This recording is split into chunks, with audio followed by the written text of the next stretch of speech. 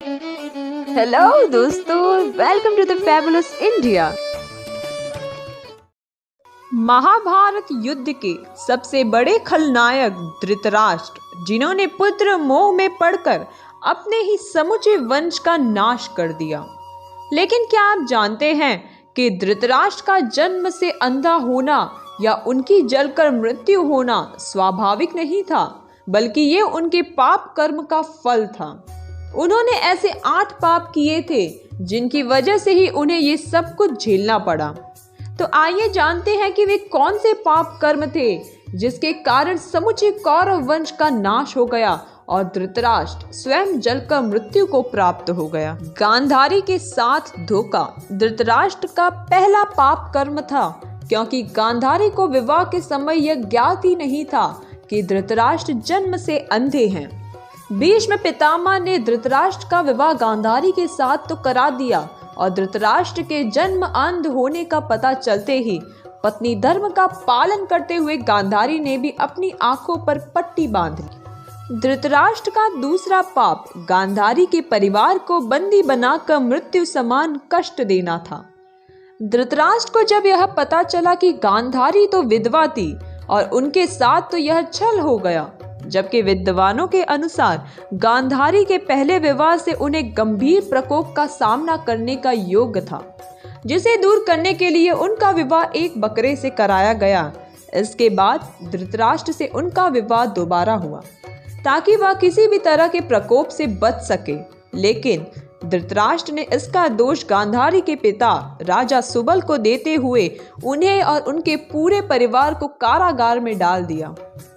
उन्हें कारागार में भोजन भी केवल एक व्यक्ति के पेट भरने का देते थे। तब राजा सुबल वह सारा भोजन अपने सबसे छोटे पुत्र यानी शकुनी को देते थे, ताकि उनके वंश में कोई तो जीवित बचे और धृतराष्ट्र से प्रतिशोध ले सके। धृतराष्ट्र का तीसरा पाप था एक दासी के द्वारा पुत्र प्राप्त होना। गांधारी के पुत्र, जिन्हें कौरव कहा जाता है, उनमें से एक भी कौरव वंशी नहीं थे।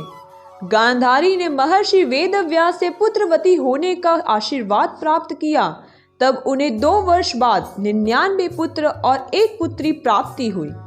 उधर गांधारी जब गर्भवती थी तो धृतराष्ट्र ने अपनी ही दासी के साथ सहवास किया और उन्हें एक पुत्र की प्राप्ति हुई, जिसका नाम था युयुत्सु। तब कौरवों की संख्या 99 से 100 हो गई। धृतराष्ट्र का चौथा पाप पांडवों के साथ किया गया अन्याय था। वह जानते थे कि पुत्र मोह में पड़कर वह पांडवों के साथ जो अधर्म कर रहे हैं वह उचित नहीं है, लेकिन उन्होंने फिर भी वही किया और सारे वंश का सर्वनाश कर दिया। महाभारत युद्ध रोकने के लिए महात्मा विदुर ने उन्हें कई बार समझाया और युद्ध के परिणामों के बारे में भी बताया, लेकिन सब कुछ जानते समझते हुए भी धृतराष्ट्र चुप ही रहे और केवल दुर्योधन और शकुनी की बात ही मानते रहे। 5वां और सबसे जटिल पाप द्रौपदी के चीरहरण के समय धृतराष्ट्र का चुप रहना था। ये एक ऐसी घटना थी जिसने महाभारत युद्ध की नींव डाली। ये कहना बिल्कुल गलत नहीं होगा।